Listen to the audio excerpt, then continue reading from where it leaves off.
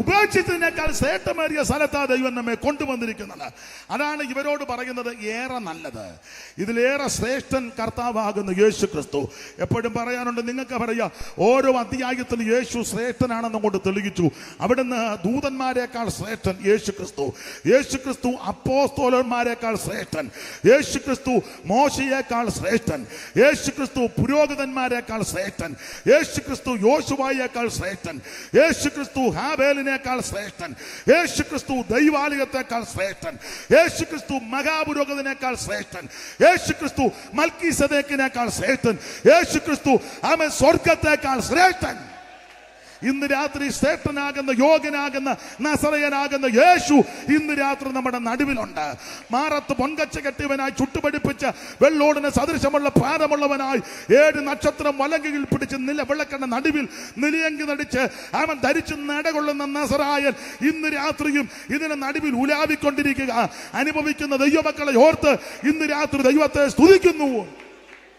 അവിടുത്തെ മകൾ സാന്നിധ്യം ഉള്ളതിനായി ദൈവത്തിന്റെ മകത്ത് അവിടുന്ന് എഴുന്നള്ളി വന്നിട്ടുണ്ട്. ഇന്ന് രാത്രി നമ്മുടെ നടുവിൽ നടകൊണ്ടോണ്ടിരിക്കുക. അവിടുത്തെ വലങ്കയിലാണ് നക്ഷത്രം ഇരിക്കുന്നത്. ആ നിലവിളക്കിന്റെ നടുവിൽ അവിടുന്ന് ഉലാവിക്കൊണ്ടിരിക്കുക. ഇന്ന് രാത്രി അനുഭവിക്കുന്നവരെ ഓർത്ത് ദൈവത്തിന് മഹത്വം കൊടുക്കുക. ധന്യനായ ഏകാധിപതി, താൻ മാത്രം അമർത്യതയുള്ളവൻ, ആർക്കും കാണാൻ പാടില്ലാത്തവൻ, ആരും കാണാത്തവൻ, അവൻ സർവജ്ഞനായ ദൈവം. Praise the Lord. സകല സൃഷ്ടിയുടെ ആരംഭം ഉളവായതൊന്നും അവനെ ഉളവായതല്ല, സകലതും അവനുളവാക്കി, അവനായിട്ട് ഉളവാക്കി. ഇന്ന് രാത്രിയിൽ ആദിയിൽ വചനമുണ്ടായിരുന്നു, ആ വചനം ദൈവത്തോടു കൂടിയായിരുന്നു, ആ വചനം ദൈവമായിരുന്നു, ആ വചനം നമ്മുടെ ഇടയിൽ പാർത്ത് നസറേയനാകുന്ന ക്രിസ്തു ഇന്ന് രാത്രി നമ്മുടെ നടുവിൽ ഉലാവിക്കൊണ്ടിരിക്കുക. അനുഭവിക്കുന്നവരെ ഓർത്ത് ദൈവത്തെ സ്തുതിക്കുന്നു. അവിടുന്ന് നിന്റെ അടുത്ത് വന്നിട്ടുണ്ട്. ഇന്ന് രാത്രി അവിടുന്ന് നടുവിൽ ആഗതനായിട്ടുണ്ട്. അവൻ രോഗശാന്തി തരുവാൻ അവിടുന്ന് കഴിവുള്ളവനാ. അവിടുന്ന് നിനക്ക് സമാധാനം നൽകും, അവിടുന്ന് നിനക്ക് മനഃശാന്തി നൽകും, അവിടുന്ന് നിന്നെ രക്ഷിക്കും. അവിടുന്ന് രക്ഷിക്കാൻ വല്ലഭത്വമുള്ളവനാ, അവിടുന്ന് വിടുവിക്കുവാൻ കഴിവുള്ളവനാ. അവിടുന്ന് അത്ഭുത മന്ത്രി, വീരനാം ദൈവം, നിത്യ പിതാവ്, സമാധാന പ്രഭു. ദൈവത്തിന് മഹത്വം, ദൈവത്തിന് മഹത്വം. അനുഭവിക്കുന്ന ദൈവമക്കൾ ഇന്ന് രാത്രി ദൈവത്തിന് മഹത്വം കൊടുക്ക്. യേശു ഇവിടെ ഉണ്ട്. വിടുവിക്കുന്നവൻ, വിടുവിക്കുന്നവൻ, വിടുവിക്കുന്നവൻ, നിന്നെ രക്ഷിക്കുന്നവൻ, നിന്നെ സൗഖ്യമാക്കുന്നവൻ, നിന്റെ പ്രശ്നങ്ങൾക്ക് പരിഹാരം തരുവൻ, നിന്റെ വിഷയങ്ങൾക്ക് തീർപ്പ് കളിക്കുന്ന നസറായൻ ഇന്ന് രാത്രി നിന്റെ നടുവിലുണ്ട്.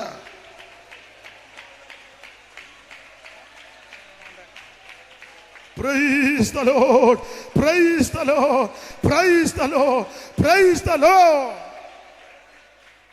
വാഗ്ദത്തം പോലവൻ ഇന്നിവിടെ ആഗതനായിട്ടുണ്ട്.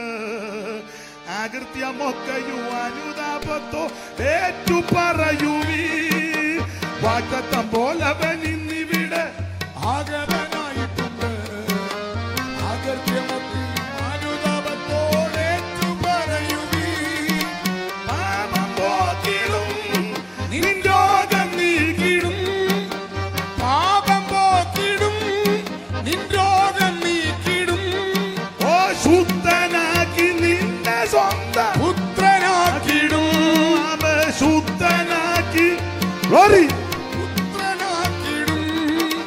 രക്ഷകനേശുവിൻ സന്നിധിയിൽ കടന്നു വന്നിടുവിൻ. ആമേൻ. മഹത്വരാജനായി നിലയ്ക്കുന്നവൻ എഴുന്നള്ളിയിടട്ടെ. ആമേൻ. രക്ഷകനേശുവിൻ സന്നിധിയിൽ കടന്നു വന്നിടുവിൻ. ഓ മഹത്വരാജനായി നിലയ്ക്കുന്നവൻ എഴുന്നള്ളിയിടട്ടെ. കരമുയർത്തി കർത്താവിന് മഹത്വം കൊടുക്കുക. എല്ലാവരിലും ശ്രേഷ്ഠനാകുന്ന യോഗ്യനാകുന്നവനാ യേശു. ഓരോ അധ്യായത്തിലും യേശു ക്രിസ്തു ശ്രേഷ്ഠനാണെന്ന് പൗലോസ് തെളിയിച്ചു. ഇതുപോലെ യോഗ്യനായ വേറൊരുവനില്ല. എന്തെല്ലാം വിശേഷതയാ! കാണാൻ നല്ല യോഗ്യത, അംഗീകരിക്കുന്നെങ്കിൽ, അനുഗമിക്കുന്നെങ്കിൽ, ആരാധിക്കുന്നെങ്കിൽ, അനുധാവനം ചെയ്യുന്നെങ്കിൽ, അവൻ സേവിക്കുന്നെങ്കിൽ, സ്നേഹിക്കുന്നെങ്കിൽ, അവൻ പിൻഗമിക്കുന്നെങ്കിൽ യേശുവിൻ്റെ പുറകെ പോകണം. ഇതുപോലെ ശ്രേഷ്ഠനായ വേറൊരുവനില്ല. സ്തോത്രം. ആ കർത്താവിനെ അറിയുവാനും ആരാധിക്കുവാനും ദൈവം നമുക്ക് ഭാഗ്യം നൽകി. അതാ ഈ ആയുസ് ലഭിച്ച ഏറ്റവും വലിയ ഭാഗ്യം. Praise the Lord. ഓരോ അധ്യായത്തിലും ക്രിസ്തു ശ്രേഷ്ഠൻ എന്ന് തെളിയിച്ചു. ഇടയ്ക്ക് മൽക്കീസദേക്കിന്റെ വിഷയം പറഞ്ഞു വന്ന കൂട്ടത്തിൽ പറയുക, നിർദോഷൻ, നിർമ്മലൻ, പവിത്രൻ, പാപികളോട് വേർപെട്ടവൻ. അവിടുന്ന് സ്വർഗത്തെക്കാൾ വലിയവൻ. ഇതെല്ലാം പറഞ്ഞു വന്ന് 9-ാം അധ്യായത്തിൽ ന്യായവതിയുടെ കാര്യവും പറഞ്ഞ് 10-ാം അധ്യായത്തിൽ പറയുക, ആ കർത്താവ് മനുഷ്യവർഗത്തിന്റെ പാപത്തിന് പരിഹാരം വരുത്തിയിട്ട് ഇപ്പോൾ അവിടുന്ന് സ്വർഗത്തിൽ ഇരിക്കുന്നു. അതാ 10-ാം അധ്യായത്തിൽ. സ്വർഗത്തിൽ വെറുതെ ഇരിക്കുകയല്ല, 10-ാം അധ്യായം പഠിക്കുമ്പോൾ അവിടെ സ്വർഗത്തിൽ നിന്ന് പക്ഷപാതം ചെയ്യുന്നു. അതാണ് 10-ാം അധ്യായത്തിന്റെ 19 മുതൽ വായിച്ചേ. 10-ന്റെ 19 മുതൽ.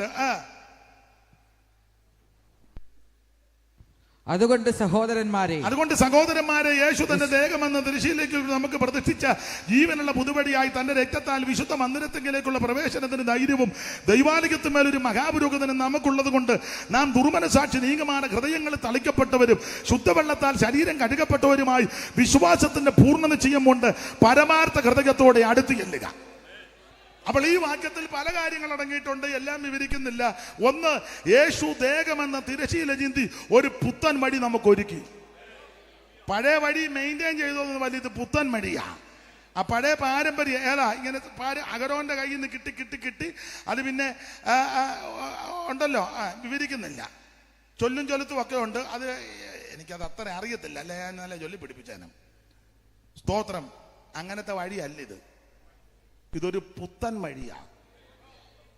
ആ പഴയ പാരമ്പര്യത്തിന്റെ വഴിയല്ലിത്. ഇത് പുത്തൻ വഴിയാണ്.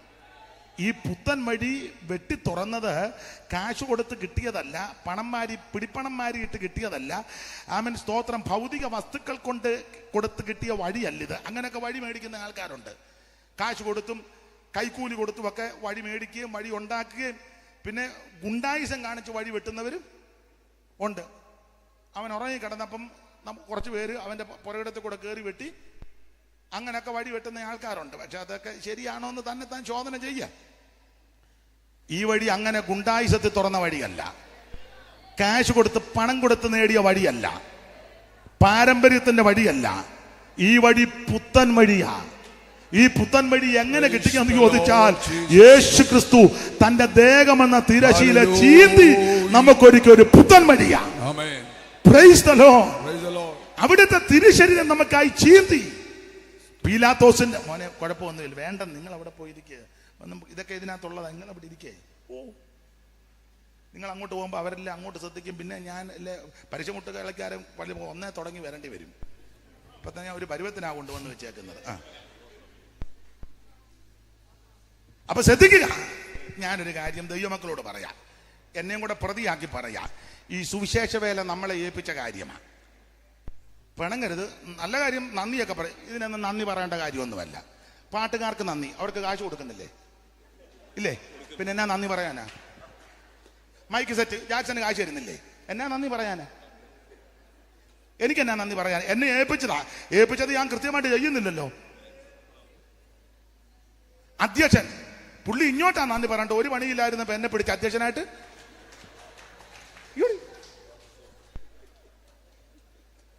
മോന് കാശ് തരികയല്ലേ? തരത്തില്ലേ? എടാ സത്യം പറ, കാശ് തരുവോ? പിന്നെ എന്നാ നന്ദി പറയാനാ? എടാ ഇവിടെ എല്ലാം നിങ്ങൾക്ക് പൈസ തരികയല്ലേ? ഞാൻ ബിജോയോട് ചോദിക്കും, സത്യം പറ. കാശ് തരത്തില്ലേ?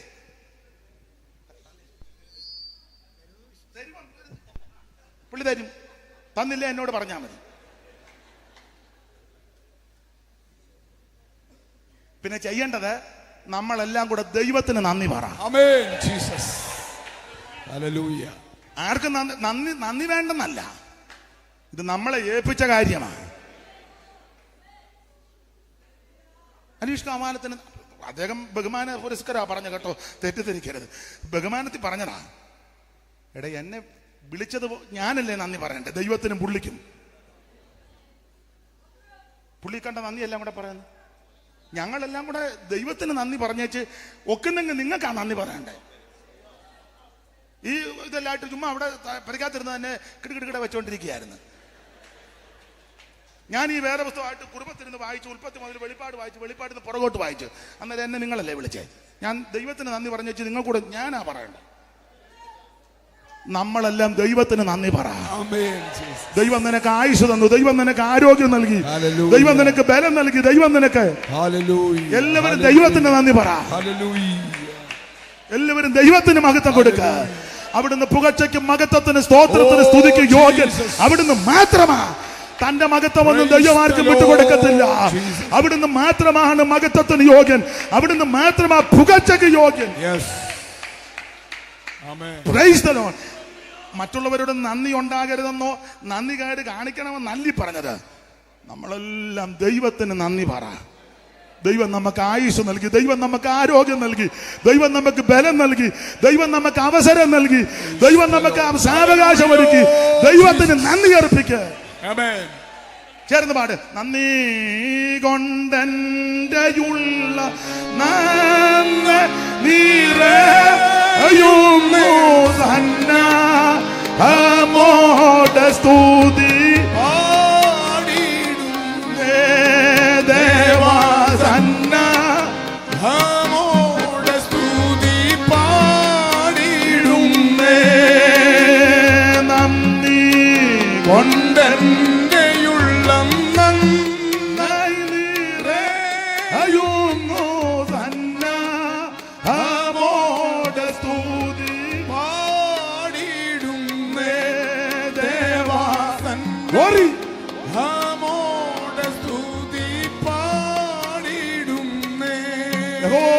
സ്തോത്രം ചെയ്യുവീ.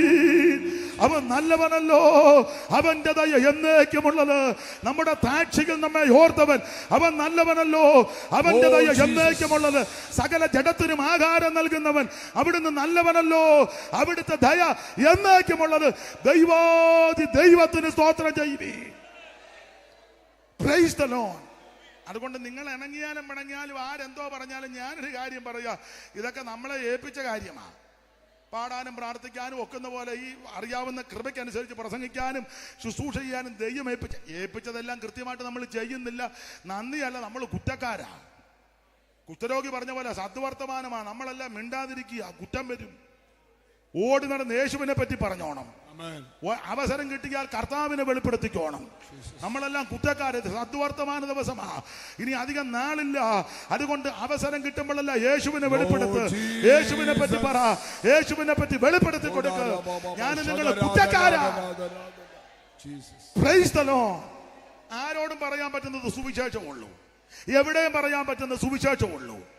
സ്തോത്രം. ഏത് വ്യക്തിയോടും പറയാൻ പറ്റുന്നത് സുവിശേഷമുള്ളൂ. വേറൊന്നും ആരോട് വന്ന് അധികം പറയാനൊക്കത്തില്ല. പറഞ്ഞാൽ അവരും ശരിയാക്കും. സുവിശേഷം എവിടെയും പറയാം. ഈ സുവിശേഷം വന്നതാണ് നമ്മുടെ മട്ടും സ്ഥിതിക്ക് മാറ്റം വന്നത്. ഞാൻ എല്ലായിടത്തും പറയുന്ന കാര്യം, നേരും ചൊവ്വനും തുണി കൊടുക്കാൻ പഠിപ്പിച്ച സുവിശേഷം വന്ന കൊണ്ടാണ്. ഇല്ലേ കാണാതെ അതിനകത്ത് കൂടെ തുണി ഇല്ലാതെ നടന്നേനം, അത്യാവശ്യം ഇച്ചിരി മാത്രം. അത് സുവിശേഷം വന്നത് കൊണ്ടാണ് ഈ നേരും ചൊവ്വനും തുണി കൊടുക്കുന്നത്. സ്തോത്രം. ഒരു തർക്കവുമില്ല. രണ്ടക്ഷരം കൂട്ടി വായിക്കാൻ പഠിച്ചത് സുവിശേഷം വന്നത് കൊണ്ടാണ്. എനിക്ക് ആംഗലേയ ഭാഷ അറിയാൻ മേലത് ഞാൻ പഠിക്കാഞ്ഞുകൊണ്ടല്ല, അല്ലാതെ ഭാഷയില്ലാഞ്ഞിട്ടല്ല. സ്തോത്രം. എന്നാലും രണ്ട് ഇംഗ്ലീഷൊക്കെ പറയുന്നത് ഈ പെന്തിക്കോസി വന്നത് കൊണ്ടാണ്. പിന്നെ പള്ളിക്കൂടത്തിൽ ഭാഗത്ത് അമ്മ ഇരുന്ന് ഗ്ലോറി അല്ലേ, എന്നാ അമ്മയോട് പറയാ സിനിമ അതിന് എഴുതി തരാൻ പറഞ്ഞു. അതൊന്ന് എഴുതാൻ പറഞ്ഞു. പിന്നെയും പറയും ഗ്ലോറിന്ന്. ഗ്ലോറി എന്നാന്നില്ല പറയാനത്തത്. പിന്നെ ഉളിപ്പാത്ത അമ്മ ഗ്ലോറി പറയുമ്പോൾ പള്ളിക്കൂടത്ത് ഇന്ന് വരെ കാണാത്ത താങ്ക ഇരുന്ന് പറയാ ജീസസ് പ്രൈസ് ദി ലോർഡ്. അതെന്നാന്ന് പോലും.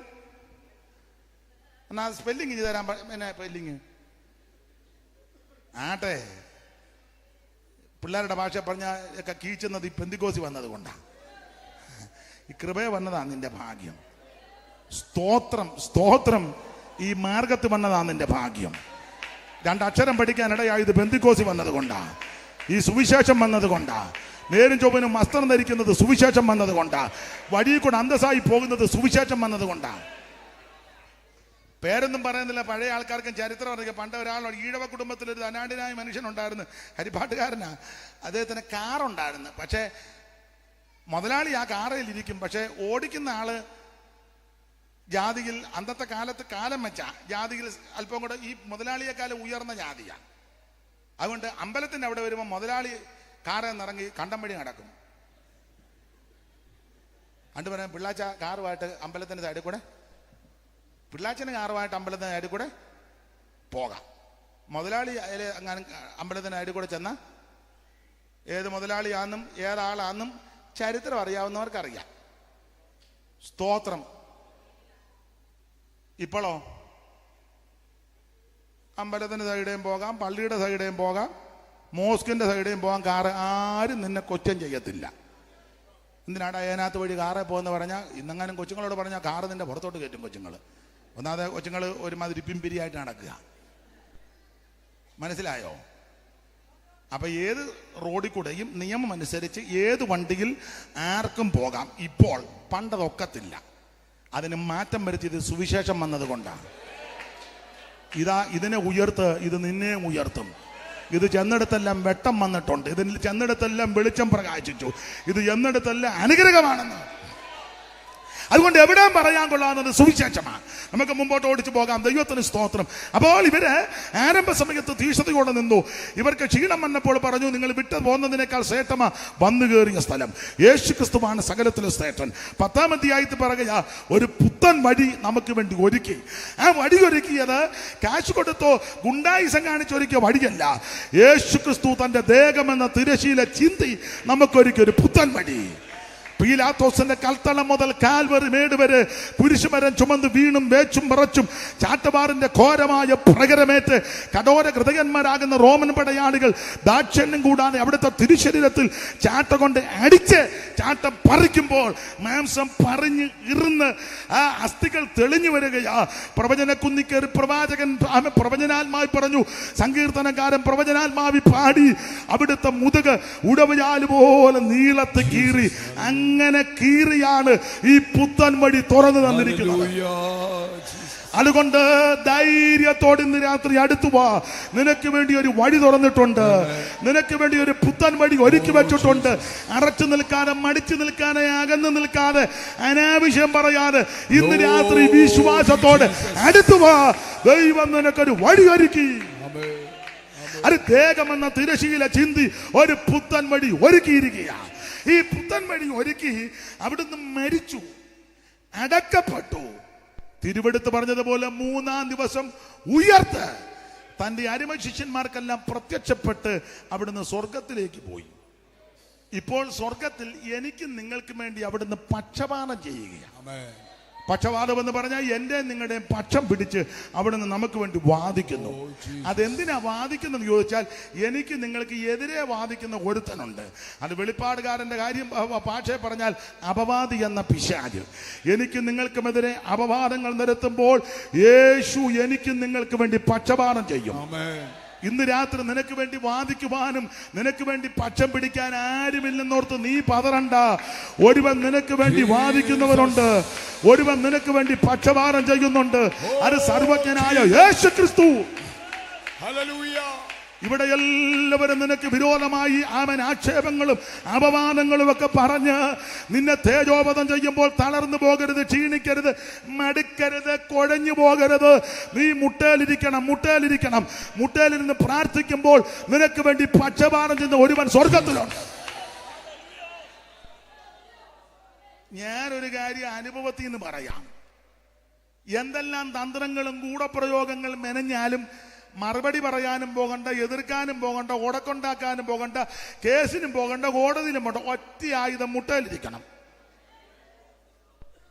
മുഴങ്കാലിരിക്കുമ്പോൾ നിനക്ക് വേണ്ടി പ്രതിക്രിയ നടത്തുന്ന ഒരുവൻ സ്വർഗത്തിലുണ്ട്. ഉന്നതന് മീതെ ഉന്നതനും അവന് മീതെ അത്യുന്നതനുണ്ട്. ഞാൻ എൻ്റെ അനുഭവത്തിൽ നിന്ന് ഒരു കാര്യം പറയാം. ചില വിഷയത്തോട് ബന്ധപ്പെട്ട് എന്നോട് ചിലർ പറഞ്ഞു, ഒറ്റ വാക്ക് പറഞ്ഞാൽ മതി കേസ് കൊടുക്കാം, ഒറ്റ വാക്ക് പറഞ്ഞാൽ മതി എന്ന്. ഞാൻ പൊതുവിലൊന്നും വിസ്തരിക്കുന്നില്ല. നമ്മുടെ ആയുധം അതല്ല, പ്രാർത്ഥനയാണ് നമ്മുടെ ആയുധം. നീ മുഴങ്കാലും മേലിരിക്കണം. നിനക്ക് വേണ്ടി യുദ്ധം ചെയ്യുന്ന ഒരു ദൈവമുണ്ട്, നിനക്ക് വേണ്ടി പ്രവർത്തിക്കുന്ന ഒരു ദൈവമുണ്ട്. ഉന്നതന് മീതെ ഒരു ഉന്നതനുണ്ട്, അവന് മീതെ അത്യുന്നതൻ ജാഗരിക്കും. ഇയ്യോബ് പറഞ്ഞു, ഇപ്പോഴോ എന്റെ സാക്ഷി സ്വർഗത്തിലും എന്റെ ജാമ്യക്കാരൻ ഉയരത്തിലിരിക്കുക. നിനക്ക് വേണ്ടി പക്ഷപാതം ചെയ്യുന്ന, യുദ്ധം ചെയ്യുന്ന ഒരുവൻ സ്വർഗത്തിലുണ്ട്. നിരാശപ്പെട്ടു പോകരുത്, തളർന്നു പോകരുത്, ക്ഷീണിക്കരുത്, മടുത്തു പോകരുത്, പതറി പോകരുത്. നീ പ്രാർത്ഥനയിൽ പോരാടി ആത്മാവിൽ ശക്തിപ്പെടണം. Praise the Lord. Amen. അപ്പോൾ 10-ാം അധ്യായത്തിൽ പറയുക, നമുക്ക് വേണ്ടി ഒരുവൻ പക്ഷപാതം ചെയ്യാൻ സ്വർഗത്തിലുണ്ട്. ആ പക്ഷപാതം ചെയ്യുന്ന കർത്താവ് ഇനി എത്രയും താമസിക്കാതെ അവൻ തിരിച്ചു വരും. അതാണ് 37-ാം വാക്യം. ഒന്നുകൂടെ വായിച്ചേ, 37.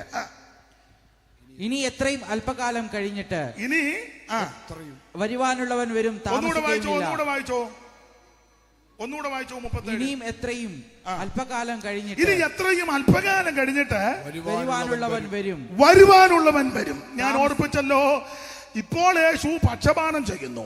അധികം താമസിക്കാതെ പക്ഷപാതം നിർത്തിയിട്ട് അവിടുന്ന് പ്രത്യക്ഷപ്പെടാൻ പോകുകയാണ്. വരുവാനുള്ളവൻ ആര്? യേശു ക്രിസ്തു വരും, നിശ്ചയം, താമസിക്കത്തില്ല. ആ വരവിന് വേണ്ടി കാത്തിരിക്കുന്ന ദൈവമക്കൾ രണ്ട് കാര്യം വളരെ ശ്രദ്ധിക്കണം. ഒന്ന്, നിങ്ങൾ ആ 35-ാമത്തെ വാക്യം വായിച്ചേ. 35-ാമത്തെ വാക്യം തള്ളിക്കളയരുതെന്ന. അതുകൊണ്ട് മഹാപ്രതിഫലമുള്ള നിങ്ങളുടെ ധൈര്യം തള്ളിക്കളയരുത്. അപ്പോൾ അവിടുത്തെ പ്രത്യക്ഷതയ്ക്കായിട്ട് നമ്മൾ കാത്തിരിക്കുന്ന വിശുദ്ധന്മാരുടെ പറയുക, ധൈര്യം തള്ളിക്കളയരുത്. നിന്റെ ധൈര്യത്തെ ചോർത്തിക്കളയുവാൻ, ധൈര്യത്തെ കെടുത്തുവാൻ, ധൈര്യം ക്ഷയിപ്പിക്കുവാൻ പല വിഷയങ്ങളും പല ഉപാധികളുമായി ശത്രു വരുമ്പോൾ വചനത്തിൽ കൂടെ പറയുക, ധൈര്യം തള്ളിക്കളയരുത്. നെഹമ്യാവിന്റെ ഇടയ്ക്ക് വന്ന് വിശദീകരിക്കുന്നില്ല. ദൈവദാസന്മാർക്ക് ഭാഗമൊക്കെ അറിയാം. കാര്യങ്ങളെല്ലാം കൂടെ പറഞ്ഞു. കുറുക്കം കയറിയാ മതി, അപ്പിടി ഇപ്പിടി. അവസാനം പറഞ്ഞ് പ്രശ്നമാ, ഓടിക്കോളാൻ പറഞ്ഞു. നെഹമ്യാ പറഞ്ഞു, എന്നെ പോലൊരുത്തൻ ഓടിപ്പോകുന്നു. നല്ല ഏലായി, ഓടിപ്പോകുന്ന പ്രശ്നമില്ലെന്ന് പറഞ്ഞു. സ്തോത്രം, സ്തോത്രം, സ്തോത്രം, സ്തോത്രം. ഓടിപ്പോകുകയല്ല, എന്നെ പോലൊരുത്തൻ ഓടിപ്പോകുന്നു. പോകുകയല്ല. ധൈര്യം തള്ളിക്കളയരുത്. ധൈര്യത്തെ തകർക്കാനും ക്ഷീണിപ്പിക്കാനും ശത്രു പല തന്ത്രങ്ങളുമായിട്ട് വരുമ്പോൾ ദൈവമക്കളോട് പറയാ, ധൈര്യം തള്ളിക്കളയരുത്. ഒന്ന്, അവിടുത്തെ പ്രത്യക്ഷയ്ക്കായി കാത്തിരിക്കുക, ധൈര്യം തള്ളിക്കളയരുത്. രണ്ട്, അടുത്ത വാക്യം വായിക്കുക. ദൈവേഷ്ടം ചെയ്ത് വാഗ്ദത്തം പ്രാപിക്കുവാൻ സഹിഷ്ണുത. രണ്ട്, നമുക്ക് സഹിഷ്ണുത ആവശ്യമാണ്. ഒന്ന്, ധൈര്യം തള്ളിക്കളയരുത്. രണ്ട്, ദൈവമക്കൾക്ക് സഹിഷ്ണുത വേണം. സഹിഷ്ണുതയ്ക്ക് ഏറ്റവും വലിയ ഉദാഹരണം ഇയ്യോബിന്റെ സഹിഷ്ണുത. എല്ലാം നഷ്ടപ്പെട്ട് ഭാര്യ അവസാനം തള്ളി പറഞ്ഞു. മക്കള് 10 ചത്തു. കൊച്ചുങ്ങളെല്ലാം കൂടെ മൂത്ത ഏട്ടന്റെ വീട്ടിൽ തിന്ന് വീഞ്ഞു കുടിച്ചെന്ന് കൊടുങ്കാറ്റ് വന്ന് പെരയുടെ മൂലക്കടിച്ച് പെരയെല്ലാം കൂടെ കൊച്ചുങ്ങളുടെ ദേഹത്ത് വീണ് കൊച്ചുങ്ങളെല്ലാം ചത്തു. 10. പുള്ളി അന്നേരം സ്തോത്രം പറഞ്ഞു, ദൈവം തന്നു, ദൈവം എടുത്തു. സ്നേഹിതന്മാര് ദ്വേഷിച്ചു. ആശ്വസിപ്പിക്കാൻ വന്നവരാ അവസാനം പാര വെച്ചാ പോയത്. എന്തെല്ലാം പ്രശ്നങ്ങളാ, ചൊറിച്ചിലും വ്രണവും, എന്ത് പ്രശ്നങ്ങൾ. ഒടുവിൽ ഭാര്യയും, എൻ്റെ ഭാഷയാ, ഭാര്യയും കാല് വാരി അങ്ങനെ പറയാം, ഇനി അങ്ങ് ചാകെ, ഞാനെങ്കിലും ഒന്ന് സ്വന്തമായിട്ട് കുറച്ച് ദിവസം. അങ്ങനെ എഴുതിയില്ലെങ്കിലും ആശയം അതാ. പുള്ളി ചോദിച്ചത് പൊട്ടി പറയാൻ പോലെ പൊട്ടത്തരമൊക്കെ വിളിച്ച് പറയാനേ. ഒടുവിൽ അദ്ദേഹം പറഞ്ഞു, അവൻ എന്നെ കൊന്നാലും അവനെ തന്നെ കാത്തിരിക്കും. സഹിഷ്ണുത. സഹിഷ്ണുതയോടെ ഇരുന്നത് കൊണ്ട് നഷ്ടപ്പെട്ടതെല്ലാം ഇരട്ടി ദൈവം കൊടുത്തു. ദൈവമക്കൾ രണ്ട് കാര്യം ശ്രദ്ധിച്ചോണം. അവിടുത്തെ വരവ് പ്രതീക്ഷിച്ചിരിക്കുക. ഒന്ന്, ധൈര്യം തള്ളിക്കളയരുത്. രണ്ട്, സഹിഷ്ണുതയോടിരിക്കണം. അപ്പോൾ വരുവാനുള്ളവൻ വരും. ആര് വരും? യേശു വരും. എന്തിന്? തിരുസഭയെ ചേർക്കാൻ. വരുന്നതിന്റെ തെളിവ്, ധാരാളം തെളിവുകളുണ്ട്. അതൊക്കെ നന്നായി പ്രസംഗിച്ച് പഠിപ്പിക്കുന്ന ധാരാളം ആൾക്കാരുണ്ട്. അതുകൊണ്ട് ആ ഭാഗത്തേക്കൊന്നും ഞാൻ കൈവെക്കുന്നില്ല. അറിയാത്ത കാര്യം എന്തിനാ കൈവെക്കുന്നേ? ഒരു കാര്യം ഉറപ്പിച്ചും നിറപ്പിച്ചും വീണ്ടും പറയാം, യേശു വീണ്ടും വരും. അതിന് തെളിവ്, ഒന്നാമത്തെ തെളിവ് 3 തെളിവാ. ഇപ്പൊ ഇന്ന് ചുരുങ്ങിയ സമയം കൊണ്ട് 3 തെളിവ്. ഒന്ന്, അവിടുന്ന് പറഞ്ഞേച്ചാ പോയത്. യോഹന്നാന്റെ സുവിശേഷം 14-ാം അധ്യായത്തിന്റെ 1-ാം വാക്യം വായിച്ചോ. യോഹന്നാന്റെ സുവിശേഷം 14-ന്റെ 1-2 അറിവുള്ള വാക്യമാ, എങ്കിലും ഒന്നുകൂടെ വായിച്ചോ. നിങ്ങളുടെ ഹൃദയം കലങ്ങിപ്പോകരുത്. നിങ്ങളുടെ ഹൃദയം കലങ്ങിപ്പോകരുത്. ദൈവത്തിൽ വിശ്വസിപ്പീൻ, എന്നിലും വിശ്വസിപ്പീൻ. എന്റെ പിതാവിന്റെ ഭവനത്തിൽ അനേകം വാസസ്ഥലങ്ങളുണ്ട്, ഇല്ലെങ്കിൽ ഞാൻ നിങ്ങളോട് പറയുമായിരുന്നു. അടുത്തത് ഓടിച്ചു വായിച്ചോ. ഞാൻ നിങ്ങൾക്ക് സ്ഥലമൊരുക്കുവാൻ പോകുന്നു. ഞാൻ പോയി നിങ്ങൾക്ക് സ്ഥലമൊരുക്കിയ ഞാൻ ഇരിക്കുന്നിടത്ത് നിങ്ങളും ഇരിക്കേണ്ടതിന് പിന്നെയും വന്ന് നിങ്ങളെ എന്റെ അടുക്കൽ ചേർത്തുകൊള്ളൂ. അപ്പോൾ യേശുക്രിസ്തു വീണ്ടും വരും. അതിന് ഏറ്റവും വലിയ ഉറപ്പ് നമ്മുടെ കർത്താവ് പറഞ്ഞേച്ചാ പോയത്. അവിടുന്ന് പോഷ്ക്ക് പറയുന്നത് ദൈവമല്ല. അവിടുത്തെ വാക്ക് ഉവ്വ ഉവ്വെന്നും ഇല്ല ഇല്ലെന്നുമാണ്. ഇവിടെ പറയാ, നിങ്ങളുടെ ഹൃദയം കലങ്ങിപ്പോകരുത്. 13-ാം അധ്യായത്തിലെ വിഷയം നമുക്കറിയാം, പെസഹായ. പട്ടണത്തിൽ വിശദീകരിക്കുന്നില്ല, ഏറ്റവും വലിയൊരു വന്മാളിക. ആ വന്മാളികക്കകത്ത് ശിഷ്യന്മാർ യേശുവും ചെന്നു. വിശദീകരണമൊന്നും പറയുന്നില്ല, നിങ്ങൾക്കറിയാം. വിരിച്ചൊരുക്കിയ വന്മാളിക. ഈ വന്മാളികക്കകത്ത് എൻ്റെ ഒരു ഭാവനയും കൂടെ ചേർത്ത് പറയുകയാ. 12 ശിഷ്യന്മാരും യേശു കർത്താവും ഇരിക്കുക. വന്മാളിക പട്ടണത്തിൽ വിരിച്ചൊരുക്കിയ വന്മാളിക. ശിഷ്യന്മാരിൽ പലരും മുക്കുവക്കൂടിൽ ജനിച്ചു വളർന്നവരും കടലും വലയും പടകും കടൽ തീരവുമായിട്ട് ബന്ധപ്പെട്ട് നിൽക്കുന്നവരുമാണ്. ഇങ്ങനെയുള്ള അവര് ആ പട്ടണത്തിലെ വന്മാളികക്കകത്ത് എന്ന് ഈ വീടിന്റെ പണിയും പത്രാസും എല്ലാം കണ്ടപ്പം ന്യായമായി ചിന്തിക്കാം ഒരു ചെറിയ മനപ്രയാസം. അപ്പൊ ഒരു ചെറിയ ഭാവനയോടുകൂടി പറയാ. ശിഷ്യന്മാര് പറഞ്ഞു, ഒരാൾ പറഞ്ഞു, പുള്ളിയുടെ കൂടെ കൂടിയതുകൊണ്ട് ഈ വീട്ടിൽ കയറാനെങ്കിലും ഒത്തല്ലോ. ഒരുത്തൻ പറഞ്ഞു, അധിക നേരം ഇരുത്തുകയല്ല, പുള്ളി ഇവിടുന്ന് പോകുമ്പോൾ നമ്മൾ ഇതിനകത്ത് നിന്ന് ഇറങ്ങണം. അതാ അതിൻ്റെ പരമാർത്ഥവും. യേശു ഉള്ളത് കൊണ്ടാണ് ആരെങ്കിലും നിന്നെ വീട്ടിൽ കയറ്റുകയും ഇരുത്തുകയും മാനിക്കുകയും ചെയ്യുന്നത്. ഉടനെ ഒരുത്തൻ പറഞ്ഞു, ഇതിൻ്റെ ലൈറ്റും ഈ സെറ്റിങ്ങും എല്ലാം ബഹുക്ഷേമമാണ്. അപ്പോൾ ഒരാൾ പറഞ്ഞു, നമുക്കിതൊക്കെ കാണാനേ വിധിച്ചിട്ടുള്ളൂ, ഇത്രയൊന്നും നമുക്ക് കിട്ടുമെന്ന് പ്രതീക്ഷയില്ല. തന്നെയല്ല, യേശു പോകുമ്പോൾ നമ്മളും പോകണം. ഇങ്ങനെ ഇതൂടെ ചിന്തിച്ച് ഹൃദയത്തിനൊരു കലക്കം. കർത്താവിൻ്റെ കഷ്ടാനുഭവങ്ങളെ ഓർത്ത് ആ ഹൃദയം കലങ്ങുന്നത്. എന്നിരുന്നാലും ഇതും അതിനോട് ന്യായമായി ചിന്തിക്കാം. ഇത് കർത്താവ് കണ്ടു, ഇവിടെ ഹൃദയത്തിൻ്റെ കലക്കം. അതുകൊണ്ടാണ് യേശു അടുത്ത വാക്യത്തിൽ പറഞ്ഞത്, ഹൃദയം കലങ്ങരുത്, ദൈവത്തിൽ വിശ്വസിപ്പീൻ, എന്നിലും വിശ്വസിപ്പീൻ. അടുത്ത പദമാ, എൻ്റെ പിതാവിൻ്റെ ഭവനത്തിൽ അനേകം വാസസ്ഥലമുണ്ട് എന്ന് പറഞ്ഞാൽ ഈ വീടും ഇതിന്റെ പണിയും പത്രാസം കണ്ട് നിങ്ങൾ കലങ്ങരുത്. ഇതിലൊക്കെ മെച്ചമായ ഒരു ഭവനം നിങ്ങൾക്ക് വേണ്ടി ഒരുക്കാൻ പോകുകയാണ്. ഏറ്റവും ശ്രേഷ്ഠമേറിയ ഒരു ഭവനം നിങ്ങൾക്ക് ഒരുക്കുന്നുണ്ട്. അതുകൊണ്ട് തളർന്നു പോകരുത്, ഹൃദയം കലങ്ങരുത്. അതെല്ലാം ഒരുക്കി ക്രമപ്പെടുത്തിയിട്ട് ഞാൻ തിരിച്ചു വരും. എന്തിന്? ഞാൻ ഇരിക്കുന്ന ഇടത്ത് നിങ്ങളെ ഇരുത്തേണ്ടതിന് പിന്നെയും വന്ന് നിങ്ങളെ എൻ്റെ അടുക്ക ചേർക്കും. യേശു വീണ്ടും വരും. ഇനി എത്രയും അല്പകാലം കഴിഞ്ഞിട്ട് വരുവാനുള്ളവൻ വരും, താമസിക്കത്തില്ല. എന്തിന്? തിരുസഭയെ ചേർക്കാൻ. അപ്പൊ ഉറപ്പ് ഒന്ന്, യേശു പറഞ്ഞേച്ചാ പോയത്. 2, നിങ്ങൾക്കറിയാം യേശു തിരിച്ചു വരുമെന്നുള്ളതിന് തെളിവ് ദൂതന്മാര് പറഞ്ഞു. നമ്മുടെ കർത്താവ് മരിച്ചു, അടക്കപ്പെട്ട് ഉയർത്ത് ശിഷ്യവൃന്ദങ്ങൾക്കെല്ലാം അവിടുന്ന് പ്രത്യക്ഷപ്പെട്ടു. ആദ്യം മറിയയ്ക്ക് പ്രത്യക്ഷപ്പെട്ടു, പിന്നെ കേബാമിന് 11 പേർക്ക് എമ്മവസി പോയവർക്ക് കടൽക്കരയിൽ വെച്ച് ബദാന്യ വെച്ച് മുറികടച്ചിട്ടപ്പോൾ തോമാസ് ഉള്ളപ്പം പിന്നെ മറ്റ് ശിഷ്യന്മാർക്ക്. പൗലോസ് പിന്നത്തേതി പറഞ്ഞു, പിന്നെ 500-ലധികം ശിഷ്യന്മാർക്ക്. പൗലോസ് പറയാ, ഒടുവിൽ അകാലപ്രജ പോലുള്ള എനിക്കും പ്രത്യക്ഷപ്പെട്ടെന്ന. തൻ്റെ അരിമ ശിഷ്യന്മാർക്കെല്ലാം അവിടുന്ന് പ്രത്യക്ഷപ്പെട്ട് ഒടുവിൽ ഇവര് 40 ദിവസത്തോളം അവരുടെ കൂടെ ആയിരുന്ന് ഒടുവിൽ ഇവരെ എല്ലാം കൂടെ കൂട്ടി ബദാന്യോളം ചെന്ന് അന്ത്യകൽപ്പന കൊടുത്തു. നിങ്ങൾക്കറിയാം, മത്തായി 28, മർക്കോസ് 16, ലൂക്കോസ് 24 അപ്പോസ്തലപ്രവൃത്തി 1 ഈ അധ്യായങ്ങൾ ചേർത്ത് പഠിക്കുമ്പോൾ അന്ത്യകൽപ്പന കൊടുത്ത് അവർ നോക്കി നിൽക്കുമ്പോൾ യേശു മുകളിലോട്ട് പോയി. മുകളിലോട്ട് യേശു പോയപ്പോൾ ശിഷ്യന്മാര് കണ്ണ് വെട്ടിക്കാതെ മുകളിലോട്ട് നോക്കി നിൽക്കുക. അപ്പോൾ വെള്ളവസ്ത്രം ധരിച്ച 2 പുരുഷന്മാർ. അങ്ങനെ എഴുതിയേക്കുന്നത് വായിച്ചേ. 1-ാം അധ്യായത്തിന്റെ 9 മുതൽ വായിച്ചു. പെട്ടെന്ന് വായിച്ചു. 1-9 മുതൽ അപ്പോസ്തല പ്രവൃത്തി 1-ാം അധ്യായത്തിന്റെ 9 മുതലുള്ള തിരുവെഴുത്തുകൾ വായിച്ചു. അറിവുള്ള വാക്യമാ, പെട്ടെന്ന് വായിച്ചു. ഇത് പറഞ്ഞ ശേഷം അവർ കാണുകെ അവൻ ആരോഹണം ചെയ്തു. ഒരു മേഘം അവനെ മൂടിയിട്ട് അവൻ അവരുടെ കാഴ്ചയ്ക്ക് മറഞ്ഞു. അടുത്തത് അവൻ പോകുന്നേരം, കാഴ്ചയ്ക്ക് മറഞ്ഞിട്ടും കണ്ണു പെട്ടിക്കാതെ അവർ നോക്കി നിൽക്കുമ്പോൾ പോകുന്നേരം അവർ ആകാശത്തേക്ക് ഉറ്റുനോക്കുമ്പോൾ വെള്ളവസ്ത്രം ധരിച്ച 2 പുരുഷന്മാർ. ശ്രദ്ധിക്കുക, അപ്പോസ്തല പ്രവർത്തികളുടെ പുസ്തകത്തിൽ പുരുഷന്മാരെന്ന അല്ലയോ വെള്ളവസ്ത്രം ധരിച്ച 2 പുരുഷന്മാർ. അത് പുരുഷനെന്ന് കൊടുത്തിരിക്കുന്നെങ്കിലും 2 ദൂതന്മാരാ. യോഹന്നാന്റെ സുവിശേഷം 20-ാം അധ്യായത്തിന്റെ 11 മുതൽ താഴോട്ടുള്ള തിരുവെഴുത്തൊന്ന് വായിച്ചേ.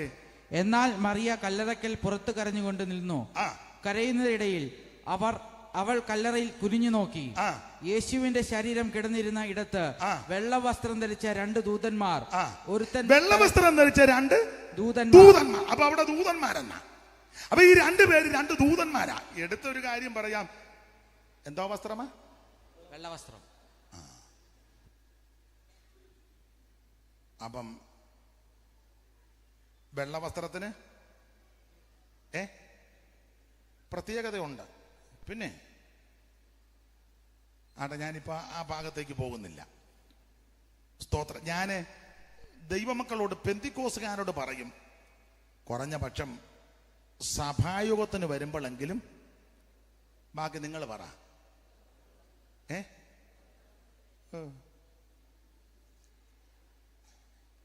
വെള്ളവസ്ത്രം ഇതുപോലൊന്നും വരണമെന്ന് ഞാൻ ശടിക്കത്തില്ല, ഒക്കത്തുമില്ല.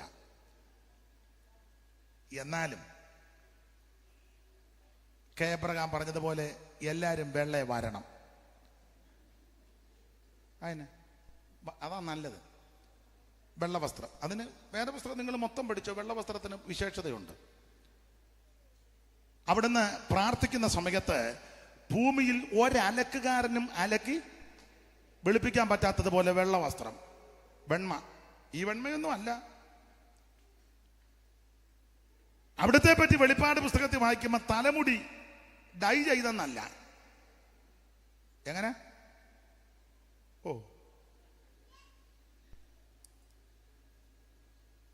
പഞ്ഞി പോലെ, ഹിമത്തോളം. സ്തോത്രം. പാദത്തെ പറ്റി ഒരു പദം, ചുട്ട് പഴിപ്പിച്ച വെള്ളോട്. ജയിക്കുന്നവർക്ക് പ്രതിഫലം കൊടുക്കുന്ന കൂട്ടത്തിലും പറഞ്ഞത് വെള്ളയുടുപ്പ്.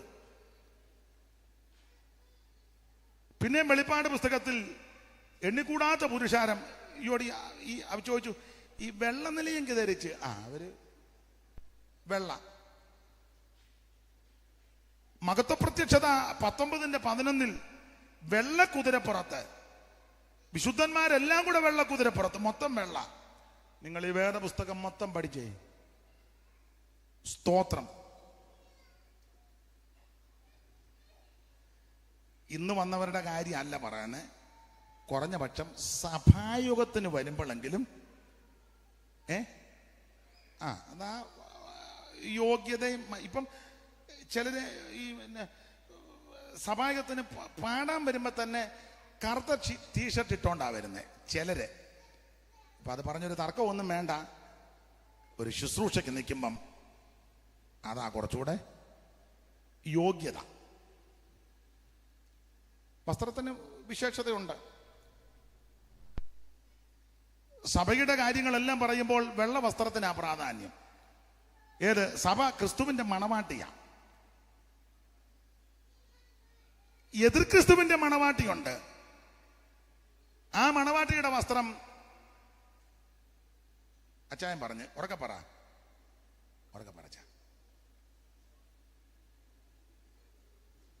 ക്രിസ്തുവിന്റെ മണവാട്ടിയാണ് ദൈവസഭ.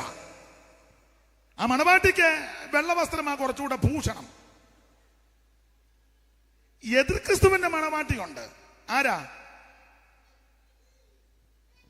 ആ മണവാട്ടിയെ വെളിപ്പാട് പുസ്തകക്കാരൻ ഒന്ന് വ്യാഖ്യാനിച്ചു. ഒരു ചെറിയ സൂചന തന്നിട്ടുണ്ട്. വെളിപ്പാട് പുസ്തകം 17-ാം അധ്യായത്തിന്റെ 1, 2, 3 താഴോട്ട് മർമ്മം മഗതിയ ബാബിലോൺ. ഒന്ന് വായിച്ചോ. 17 മുതൽ ഒന്ന് വായിച്ചേ മോനെ. 18:1 മുതൽ. പിന്നെ 7 കലശമുള്ള 7 ദൂതന്മാരിൽ ഒരുവൻ വന്ന് എന്നോട് സംസാരിച്ചു. വരിക, ഭൂമിയിലെ രാജാക്കന്മാരോട് വേശ്യാവൃത്തി ചെയ്ത് തന്റെ വേശ്യാവൃത്തിയുടെ മദ്യത്താൽ ഭൂവാസികളെ മത്തരാക്കിയവളായി പെരുവെള്ളത്തിൻ മീതെ ഇരിക്കുന്ന മഹാവേശിയുടെ ന്യായവിധി ഞാൻ കാണിച്ചു തരാം. 3 മുതൽ വായിച്ചു. അവൻ എന്നെ ആത്മാവിൽ മരുഭൂമിയിലേക്ക് കൊണ്ടുപോയി. അപ്പോൾ 7 തലയും 10 കൊമ്പുമുള്ളതായി 10 കൊമ്പ്. പിന്നെ ദൂഷണനാമങ്ങൾ നിറഞ്ഞ കടും ചുവപ്പുള്ളൊരു നന്നായിട്ട് വായിക്കണം. കടും ചുവപ്പുള്ളൊരു നന്നായിട്ട് അങ്ങ് വായിക്കേ. മൃഗത്തിന്മേൽ ഒരു സ്ത്രീ ഇരിക്കുന്നത് ഞാൻ കണ്ടു. കടും ചുമപ്പുള്ള ഒരു മൃഗത്തിന്മേൽ. അങ്ങനെ വായിച്ചേ. കടും ചുവപ്പുള്ളൊരു മൃഗത്തിന്മേൽ. ഒരുവിന്റെ അവിടെ ഒരു പ്രശ്നമാണല്ലോ. ഒന്നുകൂടെ വായിച്ചേ, 3-ാം വാക്യം. ഞാൻ എന്നെ ആത്മാവിൽ മരുഭൂമിയിലേക്ക് കൊണ്ടുപോയി.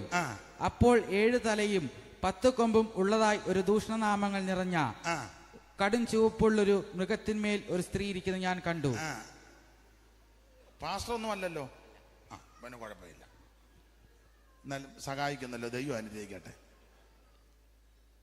കടുച്ചുമപ്പുള്ള ഒരു മൃഗത്തിന്മേൽ ഒരു സ്ത്രീ ഇരിക്കുന്നത് ഞാൻ കണ്ടു. ഒരമ്മാമ്മ ഇരിക്കുന്നു. മനസ്സിലാകാൻ അങ്ങനെ പറഞ്ഞ്. അമ്മാമ്മയ്ക്ക് വേറെ എങ്ങും ഇരിക്കാൻ സ്ഥലമില്ല.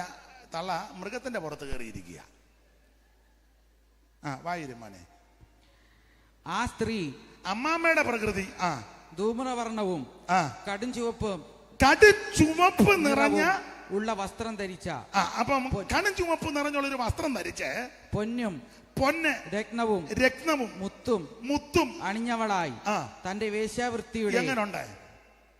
അപ്പൊ ഇരിക്കുന്ന മൃഗത്തിന്റെ നിറം ചുവപ്പ്, അമ്മാമ്മയുടെ ഡ്രസ്സും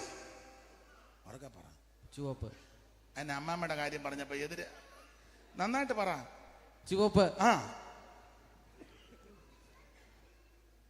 അപ്പൊ മൃഗത്തിന്റെ നിറം ചുവപ്പ്, ഈ സ്ത്രീയുടെ വസ്ത്രത്തിന്റെ നിറവും ചുവപ്പ്. പിന്നെ മുത്തും രക്തമൊക്കെ ധരിച്ചിട്ടുണ്ട്, ആഭരണമൊക്കെ ഇട്ടിട്ടുണ്ട്. മനസ്സിലാകാനാ ഇങ്ങനെ പറഞ്ഞത്. ഈ അമ്മാമ്മ ഏതാന്ന് ചോദിച്ചാൽ ആ ഭാഷ ബിബ്ലിക്കലായിട്ട് തെറ്റാ. എതിർ ക്രിസ്തു എന്ന ശരിയായ പ്രയോഗം. എന്നാ ചിലർക്ക് മനസ്സിലാകാൻ അങ്ങ് തെറ്റാന്നേലും പറയാം, അന്തിക്രിസ്തു ആയിക്കോട്ടെ. ഈ ചുമന്ന മൃഗത്തിന്റെ പുറത്ത് ചുമന്ന വസ്ത്രം ധരിച്ചിരിക്കുന്ന അമ്മ അന്തിക്രിസ്തുവിന്റെ മണവാട്ടി. മോനെ, വെളിപ്പാട് പുസ്തകം 19:11 പെട്ടെന്ന് വായിച്ചോ, സമയം പോകുന്നു. വെളിപ്പാട് 19:11 മുതൽ. അനന്തരം സ്വർഗം തുറന്നിരിക്കുന്നത് ഞാൻ കണ്ടു. ഒരു വെള്ളക്കുതിര പ്രത്യക്ഷപ്പെട്ടു, അതിന്റെ പുറത്തൊരുത്തൻ ഇരിക്കുന്നു. അടുത്ത വാക്യം. വിശ്വസ്തനും സത്യവാനും എന്ന് പേര്. അവൻ നീതിയോടെ വിധിച്ച് അവന് ദൈവവചനം എന്ന് പേർ എന്ന് പറഞ്ഞാൽ യേശുക്രിസ്തു. അടുത്ത വാക്യം. അവന്റെ കണ്ണ് അഗ്നിജാല. തലയിൽ അനേകം രാജമുടികൾ. അത് ജയമെടുത്തതാ, അനേക രാജമുടികൾ. എഴുതിയിട്ടുള്ള ഒരു നാമവും ഉണ്ട്. അടുത്ത വാക്യം. അത് അവനല്ലാതെ ആർക്കും അറിഞ്ഞുകൂടാ. അവൻ രക്തം തളിച്ച ഉടുപ്പ് ധരിച്ചിരിക്കുന്നു. വീണ്ടെടുപ്പിനെ കാണിക്കാൻ നമ്മളെ വീണ്ടെടുത്തു യേശുക്രിസ്തുവിന്റെ പരിശുദ്ധ രക്തത്താൽ. അടുത്ത വാക്യം. അവന് ദൈവവചനം എന്ന് പേർ പറയുന്നു. തർക്കമില്ലല്ലോ, യേശുക്രിസ്തുവിനെ പറ്റിയാ പറഞ്ഞേക്കുന്നത്. അടുത്ത വാക്യം. സ്വർഗത്തിലെ സൈന്യം. അത് വിശുദ്ധന്മാരെ കാണിക്കുക. സ്വർഗത്തിലെ സൈന്യം നിർമ്മലവും ശുഭ്രവുമായ വിശേഷ വസ്ത്രം ധരിച്ച് വെള്ളക്കുതിരപ്പുറത്ത് കയറി അവനെ അനുഗമിച്ചു. അപ്പോൾ ഇവിടെ ഒരുവൻ ഇരിക്കുന്നു, വെള്ളക്കുതിരപ്പുറത്ത് വരുന്നു. വിശുദ്ധന്മാരെല്ലാം വെള്ളക്കുതിരപ്പുറത്ത്, മൊത്തം വെള്ള. ഇത് യേശുക്രിസ്തുവിന്റെ മണവാട്ടി. മൃഗത്തിന്റെ നിറം വെള്ളക്കുതിര, ശുഭ്രവസ്ത്രധാരികളാ. എന്നാൽ ചുമന്ന മൃഗത്തിന്റെ പുറത്ത് ചുമന്ന വസ്ത്രം ധരിച്ച് ആടയാഭരണങ്ങൾ അണിച്ചൊരു സ്ത്രീ ഇരിക്കുന്നു. ക്രിസ്തുവിന്റെ മണവാട്ടി. ഒരു കാര്യം പറഞ്ഞ് അവസാനിപ്പിക്കാം. നിനക്ക് ആഭരണവും പൊന്നും മുത്തും വലിയ കളർഫുൾ ആയിട്ടോ ഡ്രസ് ഒന്നുമില്ലെങ്കിലും കർത്താവ് നോക്കുമ്പം സൗന്ദര്യമുള്ളവളാണ്. അറിയാവുന്നൊരു പാട്ടുണ്ട്, ചേർന്ന് പാടി നമുക്ക് വേഗത്തിൽ അങ്ങ് നിർത്താം. കനകവും മുത്തും രത്നം ഇവളണിയില്ലെങ്കിലും, കനകവും മുത്തും രത്നം ഇവളണിയില്ലെങ്കിലും, സുമുഖിയാമിവൾ കണ്ടം ബഹുരമണി, സുമുഖിയാമിവൾ കണ്ടം ബഹുരമണി. അമ്പയരൂ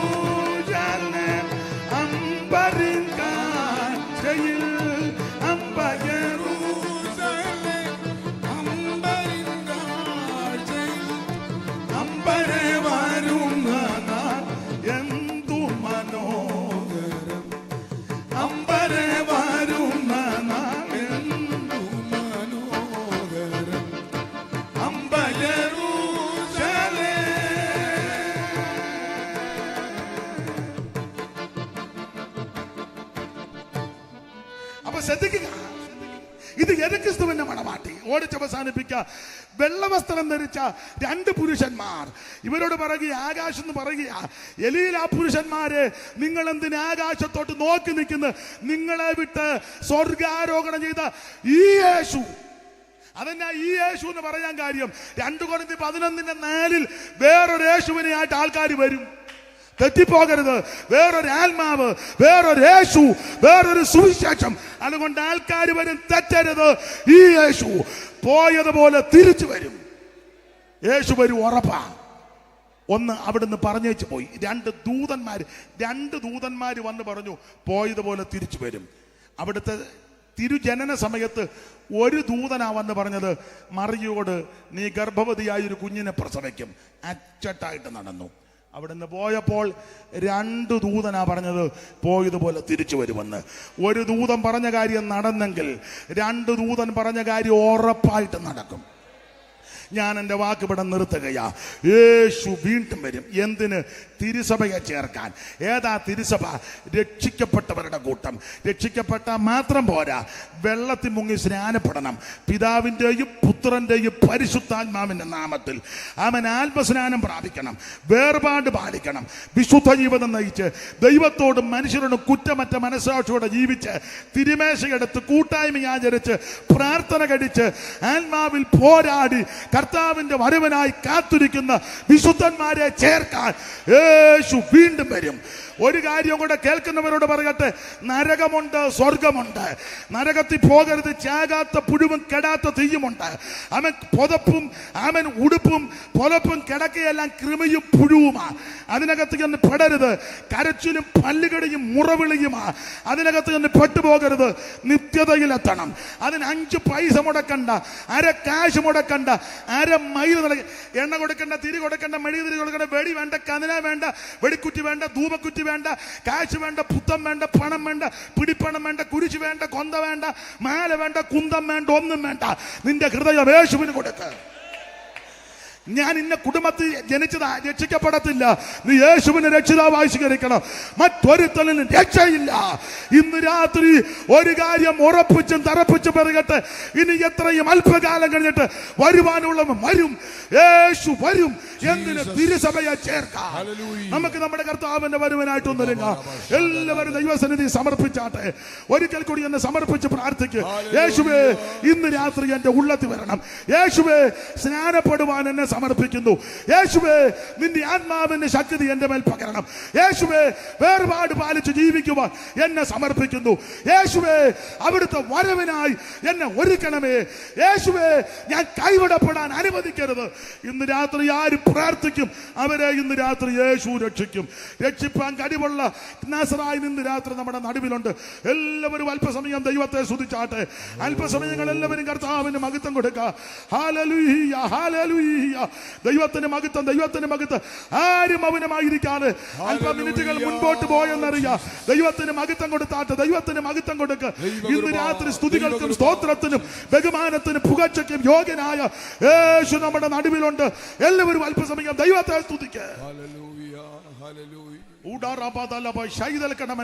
ഗായിക സംഘം സ്റ്റേജിലോട്ട് വരാൻ നമുക്കെല്ലാം കൂടെ ചേർന്ന് പഴയ പാട്ടിന്റെ 2 ചരണങ്ങൾ കൈകളടിച്ച് പാടി ഇന്ന് രാത്രി ദൈവത്തെ മഹത്വപ്പെടുത്തി ഈ യോഗം പ്രാർത്ഥിച്ച് ആശീർവാദം പറഞ്ഞ് ആമേൻ പിരിച്ചുവിടുന്നതായിരിക്കും.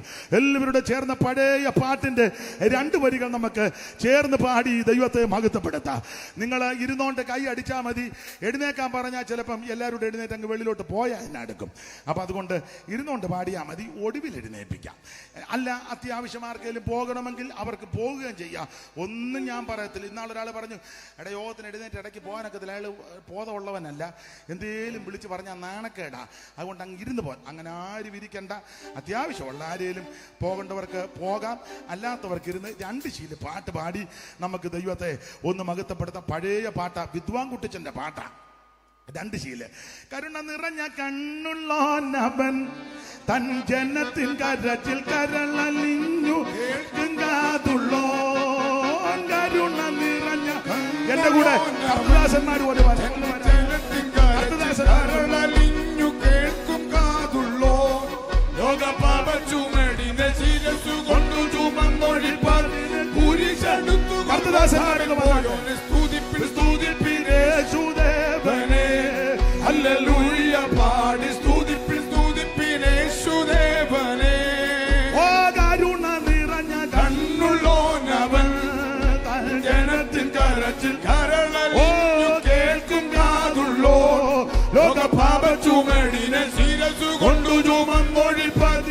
കുരിശെടുത്തു ഗോൽഗോഥാവിൽ പോയോനെ സ്തുതിപ്പിൻ സ്തുതിപ്പിൻ കൈയടിച്ച് ചേർന്ന് കൈയടിച്ച് ചേർന്ന് ഹല്ലേലൂയ പാടി സ്തുതിപ്പിൻ സ്തുതിപ്പിൻ യേശുദേവനെ ഓ വഴിയും സത്യവും ജീവനും അവനെ അവൻ അരികിൽ വരുവിൻ വഴിയും ആശ്വാസമേകുമേലവൻ പാപചുമടൊഴിച്ചവൻ മഴയും മഞ്ഞും പൊഴിപ്പോഴുണ്ടിൽ കൃപ പൊഴിയും മേഘത്തൂണിൽ നിന്നും സ്തുതിപ്പി സ്തുതിപ്പി യേശുദേവനെ ഹല്ലേലൂയ പാടി സ്തുതിപ്പിൻ സ്തുതിപ്പിൻ യേശുദേവനെ ഓ കാലുകൾ ഉലയിൽ കാച്ചി പഠിപ്പിച്ച നല്ല പിച്ചളക്കൊത്തത് ചേലോടും മുഖഭാവമാദിത്യ ശക്തിയോട് പ്രകാശിക്കും പോലെയും തലമുടി തവറപ്പഞ്ഞിരിക്കുന്ന ദൈവകുഞ്ഞാനെ സ്തുതിപ്പിൻ സ്തുതിപ്പിൻ യേശുദേവനെ ഹല്ലേലൂയ പാടി സ്തുതിപ്പിൻ സ്തുതിപ്പിൻ യേശുദേവനെ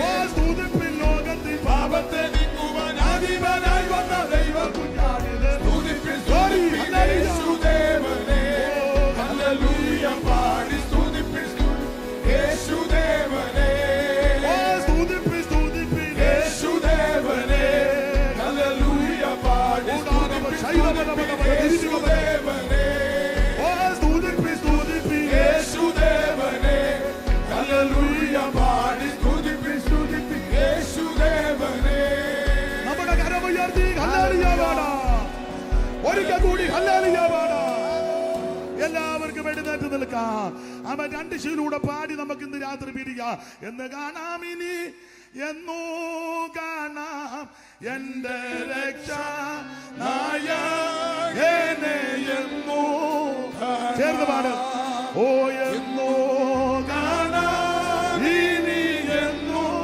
കാണാം എന്റെ രക്ഷകനായകനെ എന്നോ കാണാം ജനമേ യഹോവ നിങ്ങളെ അനുഗ്രഹിച്ച് കാക്കുമാറാകട്ടെ യഹോവ തിരുമുഖം പ്രകാശിപ്പിച്ച് നിങ്ങളോട് കൃപയുള്ളവനാകട്ടെ യഹോവ തിരുമുഖം ഉയർത്തി നിങ്ങൾക്ക് സമാധാനം നൽകുമാറാകട്ടെ കരമുയർത്തി ഹല്ലേലൂയ പാടാം